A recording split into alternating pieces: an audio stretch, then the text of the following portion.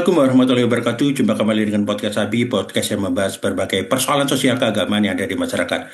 Saat ini saya ditemani oleh pakar politik Timur Tengah Universitas Brawijaya, Mas Abdullah. Assalamualaikum, Mas. Waalaikumsalam warahmatullahi wabarakatuh. Terima kasih Mas Billy dari Ahlul I- Bait Indonesia. Iya, sehat Mas ya. Alhamdulillah sehat semua insya Allah. Iya. Eh, Saat ini kita ingin membahas persoalan soal yang terjadi di kawasan Timur Tengah, Mas. Terutama di Iran saat ini yang sedang berjuang melawan agresi yang dilakukan oleh Israel dan Amerika. Nah, dalam perang yang sudah terjadi sekitar hampir 6 hari ini, bagaimana pandangan Mas Abdullah terkait situasi yang ada di sana saat ini? Baik, terima kasih ya. Yang pertama tentu perang yang dipaksakan oleh Amerika Serikat dan sekutunya Israel dan kawan-kawan merupakan sebuah agresi yang menyalahi piagam Perserikatan Bangsa-Bangsa. Hmm. Di dalam piagam Perserikatan Bangsa-Bangsa itu dilarang penggunaan senjata kekerasan untuk menyerang negara lain. Dan tidak hanya itu, di dalam hukum perang internasional, jika terjadi perang, itu tidak boleh menyerang sasaran sipil seperti sekolah, rumah sakit, stadion, dan fasilitas umum lainnya. Yang kita lihat sejak 28 Februari kemarin hingga hari ini sudah hari ke-7, Mas Billy ya, bagaimana Amerika memaksakan perang terhadap Iran. Dan banyak jatuh korban dari warga sipil, apalagi kita ketahui serangan pertama Israel dan Amerika dan sekutunya itu menyerang pemimpin tertinggi, yaitu sebuah simbol kehormatan sebuah bangsa. Sejatinya ini adalah merupakan suatu penodaan, suatu pelanggaran, suatu penghinaan terhadap sebuah bangsa, dan juga serangan Amerika membunuh hampir 200 anak-anak dalam madrasah perempuan di wilayah Iran. Artinya apa? Agresi yang dilakukan Amerika adalah simbol kerusakan yang saya kira bukan hanya hari ini saja. Amerika sudah banyak terlibat dalam perang dimanapun, di belahan dunia manapun sudah ada. Sehingga saya kira sudah saatnya dunia lebih bisa memahami, dunia lebih bisa untuk bergerak bersama untuk menghentikan agresi maupun kerusakan-kerusakan yang akan diperbuat Amerika yang lebih besar dan dengan Israel nantinya. Saya kira itu. Iya, iya. Kemudian Mas Abdul tadi bilang ini melanggar eh, hukum internasional, aturan internasional, bahkan PBB harusnya kan mengecam. Kemudian harusnya kan juga berusaha menghentikan atau menghukum mereka yang melanggar. Nah, sampai sekarang apa yang dilakukan PBB? Iya, dalam perspektif hukum internasional, kalau kita baca literatur mengenai hukum internasional itu kan sebenarnya sebuah gagasan yang baik ya dalam kacamata liberal, yaitu hukum itu diadakan untuk menjamin hak-hak individu. Nah, dengan terjaminnya hak-hak individu, maka diharapkan tercapai sebuah kesejahteraan, sebuah kemajuan dengan perlindungan terhadap hak-hak individu. Dalam konteks ini, penjaminan terhadap hak individu itu berarti menjamin keamanan negara. PBB sesuai dengan piagamnya itu harusnya selalu berkontribusi menciptakan perdamaian, menjaga stabilitas dunia. Pertanyaannya, kenapa itu tidak dilakukan? Ya, karena yang pertama, hukum internasional dalam hal ini PBB, ya, itu dijadikan sebagai instrumen politik oleh Amerika Serikat. PBB telah terbukti, ya, telah terbukti PBB bahwasanya sebagai organisasi mendahulukan politik di atas hukum. Apa maksudnya mendahulukan politik di atas hukum?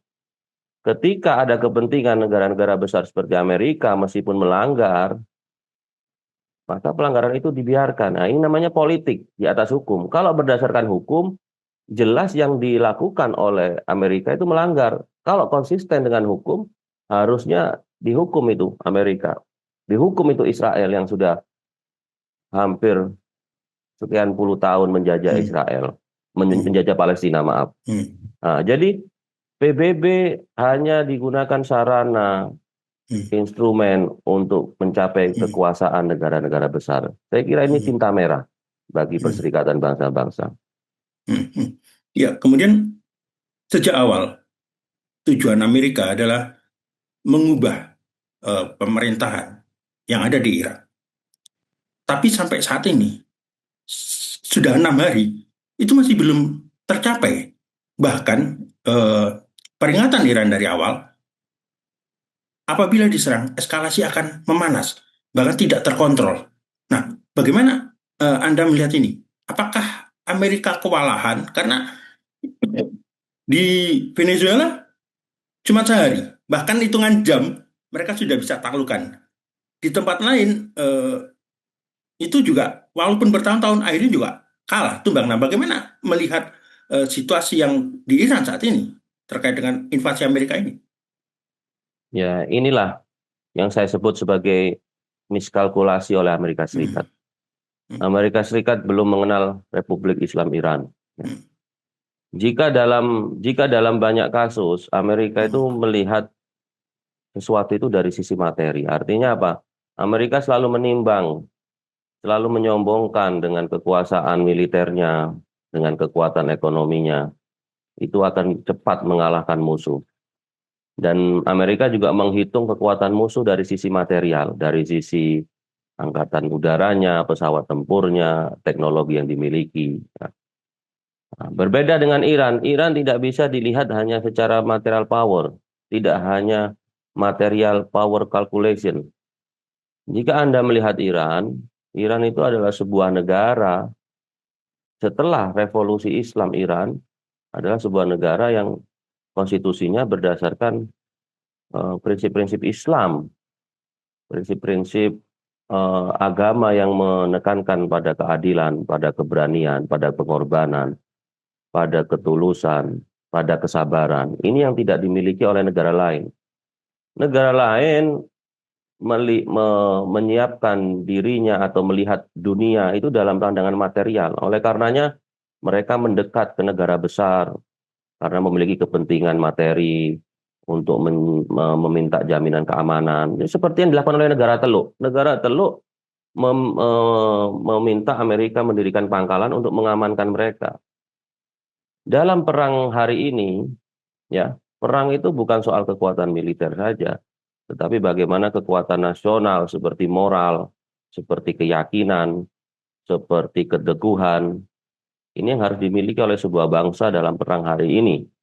Ya, Iran sudah membuktikan, meskipun pemimpin spiritualnya Sayyid Ali Khamenei syahid beserta keluarga dan banyak panglima-panglima perang Iran lainnya, dan juga Amerika menakuti dengan mengebom siswa madrasah Islam. Iran sebagai sebuah sistem Islam nampaknya mewarisi daripada prinsip-prinsip agama Islam yang memahami arti pengorbanan, memahami ayat Al-Quran yang mengajarkan bahwasanya apa? Janganlah Anda bersama orang-orang yang zalim. Di dalam Al-Quran juga dijelaskan, jika orang zalim menyerang Anda, maka balaslah dengan setimpal. Ini adalah ayat-ayat Al-Quran. Iran sebagai sebuah negara berhasil menerjemahkan teks Al-Quran menjadi nilai-nilai yang terimplementasi melalui sistem yang dikenal sebagai velayat faqih yang dipimpin oleh seorang wali faqih.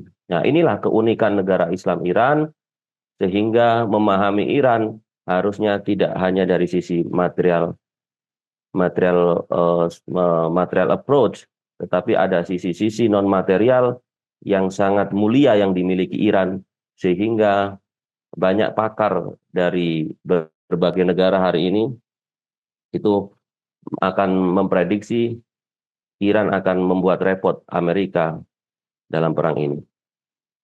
Iya, iya Mas. Anda tadi menyebutkan keunikan Iran. Saya melihat yang terjadi di Iran ketika perang saat ini, malah masyarakat turun ke jalan. Rame-rame di mana? Sampai serangan hari ke-6 ini, tiap malam itu masih turun jalan. Apa yang membuat masyarakat itu turun jalan? Padahal mereka sedang dibom, diserang.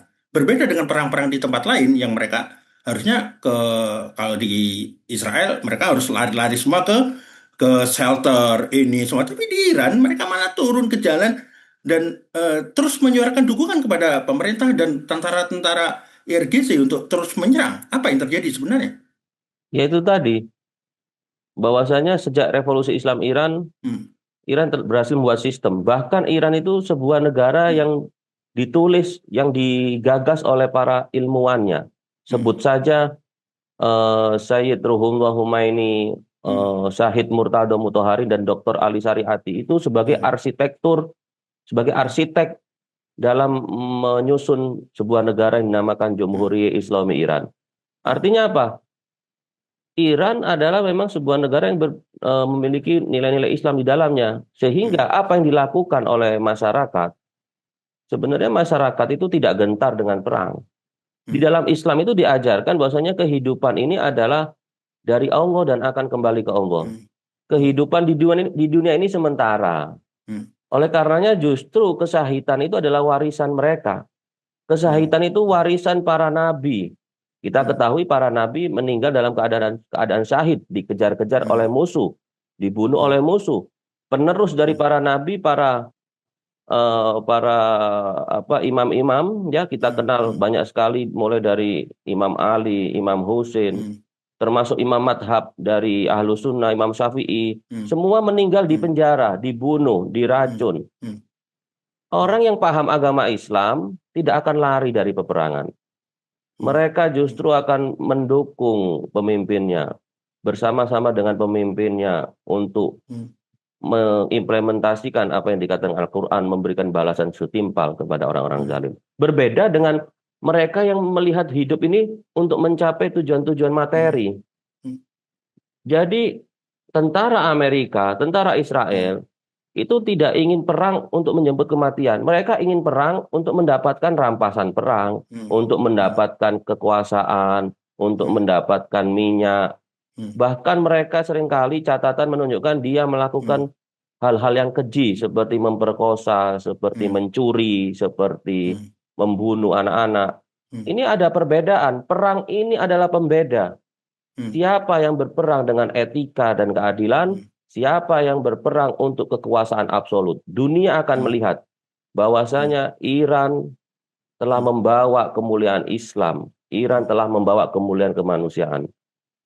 Jadi tentunya hmm, ini menjadi pelajaran bagi dunia untuk melihat hmm, siapa yang berperang dengan etika, dengan hukum, dan siapa yang berperang hmm, secara brutal, secara absolut, tidak hmm. melihat hukum sebagai norma-norma dalam peperangan. Saya kira itu. Iya, iya Mas. Kemudian perang ini kan mengakibatkan kerugian atau mengakibatkan dampak kepada kawasan, negara-negara di kawasan. Nah, banyak orang-orang di Barat menganggap Iran menyerang negara-negara di kawasan, bahkan memprovokasi negara-negara tersebut untuk kembali juga ikut menyerang Iran. Tapi sampai saat ini belum terjadi. Nah, sebenarnya apa yang terjadi sebenarnya? Apakah benar Iran menyerang negara-negara tersebut atau bagaimana? Apa yang terjadi sebenarnya?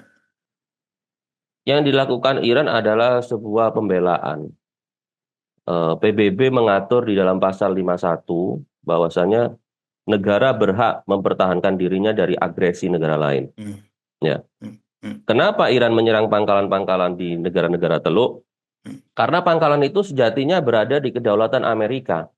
hmm, Pesawat tempur rudal itu hmm, diberangkatkan dari pangkalan di Al Udeid, Qatar, hmm, lalu dari apa namanya dari Al Ain Al Asad, lalu dari hmm, Kuwait, dari Manama, hmm, Bahrain, dari hmm, Siprus di Eropa. hmm, Ya, hmm, jadi Iran itu bukan menyerang negara Teluk, tetapi Iran itu hmm, mempertahankan dirinya dari serangan yang dilancarkan dari pangkalan Amerika di negara Teluk. Jadi hmm, Iran menyerang hmm, situs-situs militer Amerika.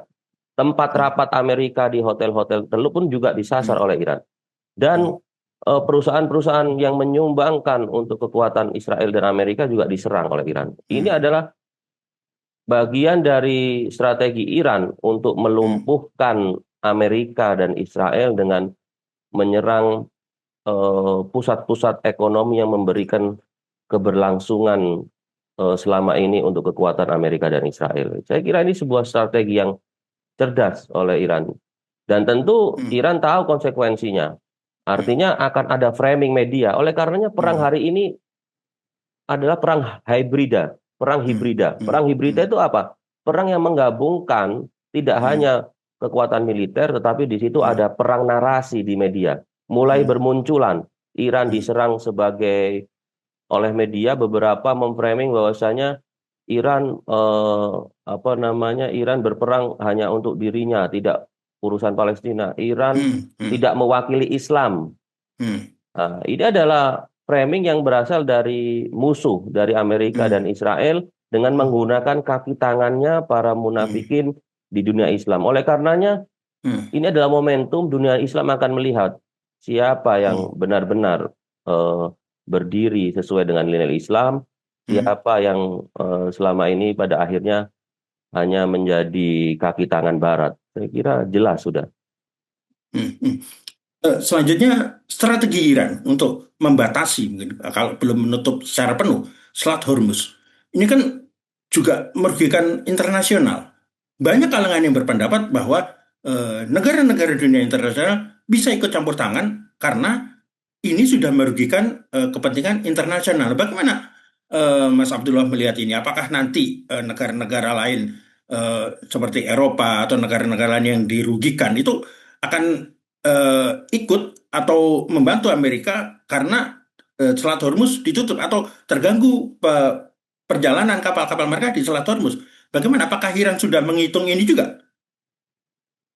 Iya, tentunya eh, penguasaan Iran atas Selat Hormuz itu salah satu keunggulan geostrategis ya. Artinya Iran diuntungkan memiliki wilayah geografis Hmm. yang di situ merupakan distribusi jalur minyak dunia. Hampir Hmm. 25% Hmm. distribusi minyak dunia itu berasal dari sana. Hmm. Hari ini harga minyak sudah naik hingga ke Hmm. 80 US dollar per barrel. Sebelum perang itu Hmm. 65, artinya sudah ada Hmm. kenaikan 15 US dollar per barrel. Hmm. Ini juga mengancam Indonesia karena Hmm. asumsi APBN di tahun 2026 Hmm. subsidi itu hanya untuk 70 US per barrel. Hmm. 70 US dollar per barrel. Artinya pemerintah sudah apa menambah lagi subsidi per Hmm. barrelnya itu 10 US dollar. Artinya Hmm. memang tidak hanya Indonesia, negara Eropa Hmm. pun gas dan minyak jalurnya Hmm. dari situ. Cina, Jepang. Hmm. Hmm. Berita terakhir, Selat Hormuz ditutup, tapi ada Hmm. informasi Iran mengizinkan kapal Cina. Hmm. Hmm. Artinya mungkin Iran akan selektif Hmm. lebih kepada kapal-kapal yang membawa kepentingan Barat, itu Hmm. yang akan di stop. Hmm. Tetapi memang pertanyaan besar, apakah ini akan menjadi resiko Iran Hmm. diisolasi oleh dunia karena Hmm. sikap yang menutup? Hmm. Bah, saya kira itu pertanyaan yang strategis ya. Hmm. Itu mungkin kita bisa menjawabnya yang pertama, Iran akan apa namanya membuat membuat dunia ini ya, biar paham Hmm. bahwasanya Hmm. dirinya itu menginginkan PBB untuk menghentikan perang ini. Barusan Hmm. saya mendengar bahwasanya perang ini akan berhenti kalau Amerika Hmm. dan Israel menghentikan perang. Saya Hmm. kira menutup Selat Hormuz yang sudah dilakukan oleh Iran ini bagian upaya strategi untuk Hmm. menekan dunia agar Hmm. ini perang biar Anda juga merasakan semua dan Anda keprihatinan selama ini Hmm. Amerika sudah mengancam, sudah menyerang banyak negara. Saya Hmm. ingin membawa kasus ini ke level dunia, semua dunia Hmm. merasakan agar Hmm. bisa mengambil sikap yang tegas Hmm. untuk menghentikan agresi sewenang-wenang ini. Ini hanyalah sebuah strategi. Ya, ini Hmm. adalah Hmm. bukan hal yang akan dilakukan secara statis terus-menerus. Ini Hmm. dinamis. Hmm. Artinya ini adalah Hmm. strategi Iran Hmm. karena keuntungannya geostrategis dia Hmm. memanfaatkan untuk menekan dunia sebenarnya. Untuk dunia Hmm. ikut rembuk untuk menyelesaikan perang ini Hmm. dan terbukti seluruh dunia hari ini Hmm. panik. Hmm. Eropa panik.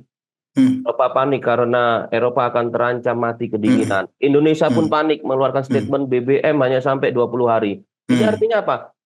Iran berhasil strateginya untuk Hmm. melibatkan banyak negara di dunia untuk turut memperhitungkan ini sebagai bentuk Hmm. protes Iran, sebagai bentuk sikap Iran untuk menghentikan agresi Amerika. Saya Hmm. kira itu. Hmm. Tapi kalau melihat sikap dari Presiden Amerika Donald Trump itu terus mengancam, bahkan dia berjanji akan menguasai wilayah udara Iran, terus menghancurkan semuanya. Nah, kemudian di Iran mengatakan tidak akan bernegosiasi, tidak ada negosiasi dengan. Nah, bagaimana dengan pernyataan-pernyataan ini? Apakah ini menandakan bahwa perang ini sendiri akan terus atau berlangsung lama atau bahkan mungkin tidak terkendali? Bagaimana? Iya, yang perlu dipahami, Iran itu tidak akan mau tunduk terhadap Amerika. Buktinya apa? Sebenarnya perang ini bukan perang satu-satunya Amerika dengan Iran ya. Hmm. Sejak revolusi Islam Iran, Iran itu sudah banyak terlibat, banyak diserang ya. Yang pertama perang Teluk Satu. Ingat Hmm. ya, Hmm. Hmm. perang 8 tahun. Irak menyerang Iran itu didukung oleh Amerika, Irak, Iya. didukung oleh Inggris, didukung oleh Hmm. Israel dan Hmm. negara Teluk. Artinya apa? Perang ini bukan yang pertama, dilanjutkan perang intelijen dan Hmm. dilanjutkan dengan sponsor terhadap protes-protes yang Hmm. melibatkan anasir asing di wilayah Iran Hmm. berulang kali hingga yang terakhir bulan Januari kemarin. Hmm. Artinya apa? Amerika sejak Hmm. munculnya revolusi Islam Iran itu Hmm. dirugikan secara strategis. Yang Hmm. tadinya Amerika dan Israel itu yang tadinya memiliki kedutaan, mengelola sumur-sumur minyak, Hmm. mengelola banyak perusahaan-perusahaan strategis di Iran, tapi Hmm. sejak revolusi Hmm. diusir dari Iran. Hmm. Bahkan Iran menjadikan konstitusinya sebagai konstitusi yang anti Hmm. terhadap Zionis Israel. Di dalam konstitusi Iran, Iran mendukung kemerdekaan Palestina dan melenyapkan negara ilegal Israel. Hmm. Artinya apa? Bahwasanya perlawanan Amerika Hmm. terhadap Iran merupakan perlawanan eksistensial. Artinya Hmm. apa? Amerika sangat terancam eksistensinya dengan keberadaan Iran. Israel sangat terancam keberadaannya terhadap Iran. Sehingga Hmm. apa? Amerika akan melakukan apapun, melanjutkan petualangannya mulai dari 79 hingga hari ini untuk menundukkan Iran. Tetapi Hmm. saya kira Amerika tidak akan bisa melakukan apa-apa. Bahkan para pemimpin Iran sudah mengatakan itu tidak eh, Amerika itu seperti sarang laba-laba, ya Hmm. bahkan lebih lemah dari sarang laba-laba. Ini adalah suatu ucapan yang tidak main-main. Ini menandakan keyakinan yang tajam, sebuah visi yang panjang terhadap masa depan sebuah negara Iran. Inilah yang dimiliki oleh Iran yang akan membuat Iran tetap teguh dalam melawan agresi Amerika dan Israel maupun perang hibrida maupun intelijen yang sudah lama dilakukan terhadap Iran. Hmm.